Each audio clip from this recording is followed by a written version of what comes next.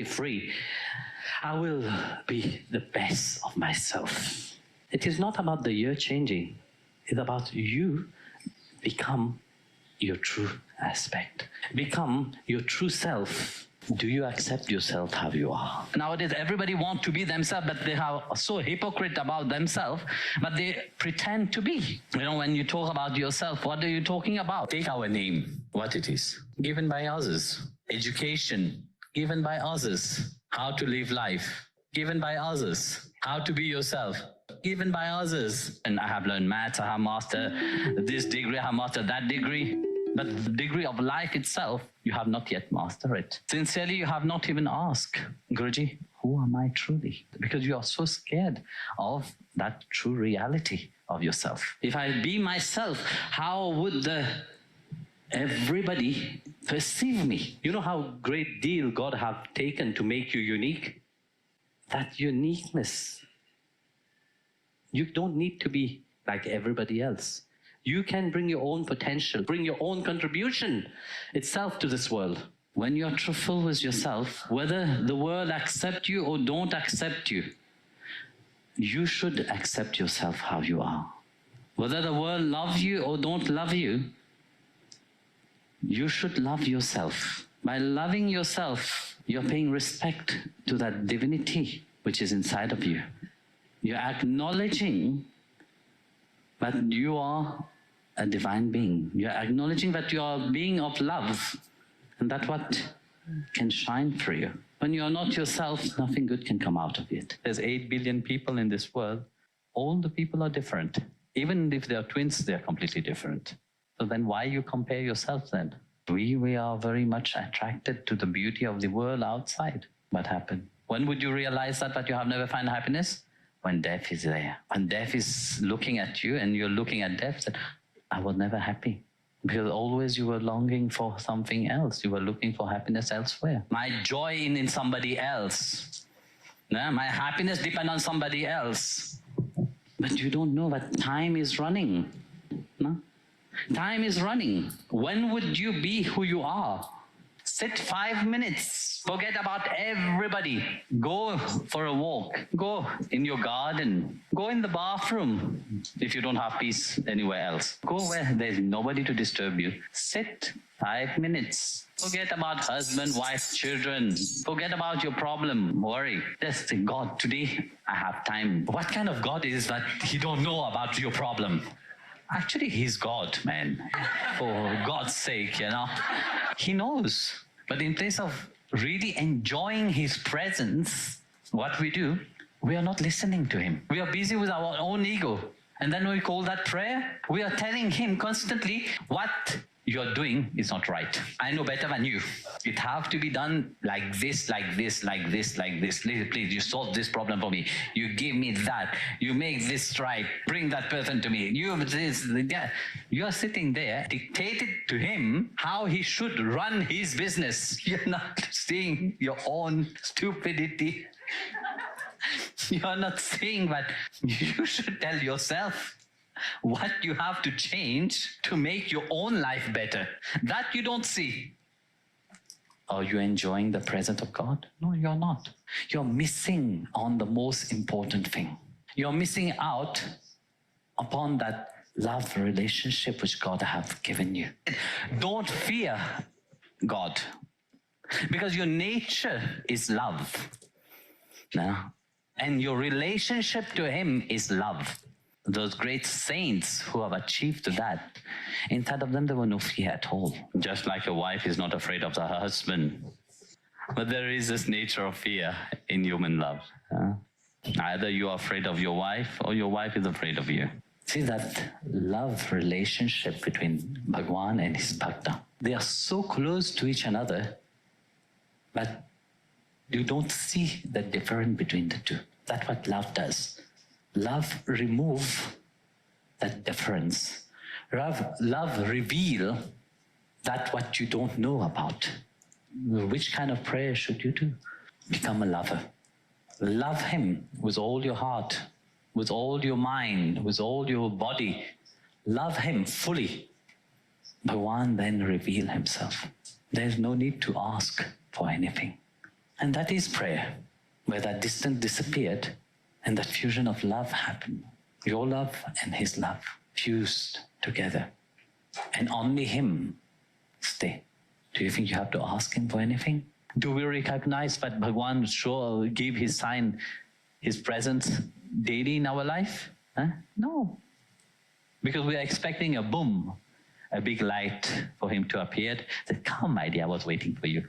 When you're chanting Om Namo Narayana, Shri Vitthal Giridhari Parabrahmane Namaha, he's present in his name.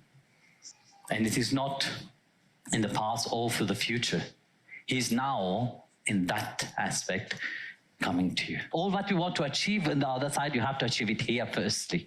Don't think that you live a miserable life here and then you expect that while you have been miserable here, then you will grow wings and you will fly to heaven. There you will be, upgraded. Because you live a miserable life and a terrible life, you will become an angel. It don't happen like that. Which kind of life you want? You have the choice to make it a hell for yourself or you want to make it heaven. Whenever there is a situation that you are in, you always have the choice to take it positive or to take it negative. That choice is yours. But to access to that positivity, it takes an effort by your side, Without any effort, you want it, you don't want it, the wheat will grow. But if you want to plant a seed, what you have to do? You have to till the earth, prepare the earth nicely, put the right manure into it, plant the seeds. With the right climate, the seeds will grow. Through your sadhana, you purified yourself. Through your spiritual practice, you purified yourself. You take a different identity. And that identity that you're taking upon, you have to adapt to that identity. And for adapting to that identity, you have to let go of your old identity. Today, you are madly in love, with a person. And tomorrow you're madly in love with somebody else. Today you love somebody, tomorrow you hate the person. Behind that drama, which you, in your mind, you call life, there is that great observer, the Atma itself. When we dive into that, actually that is the only thing that stays. That's the only thing which is real. That when you say, sit quietly for 5 minutes, can you sit quietly for 5 minutes? If through meditation you have not entered into that calmness, you can't trust that mind because you have not differ what is the mind and what is from the heart. How the mind corrupt you of making you think that, that person, these things will make me happy. You see, in the darshan, I get so many notes. Please make me find my life partner. How would it be if you will say, please help me to find myself? We have accumulated so much unhappiness. We do everything to be happy, but the result of that we become more and more unhappy. And Krishna said it nicely in the Gita, Every desire will make you miserable. I have found this person, can I have that person? I have found this car, I want to buy that car. Don't think that once you have fulfilled your desire, you are satisfied. I want 1 million. Once I got 1 million, I don't want 1 million, whatever. 10 million. 10 million is not enough because my neighbor have 100 million. Do you feel satisfied?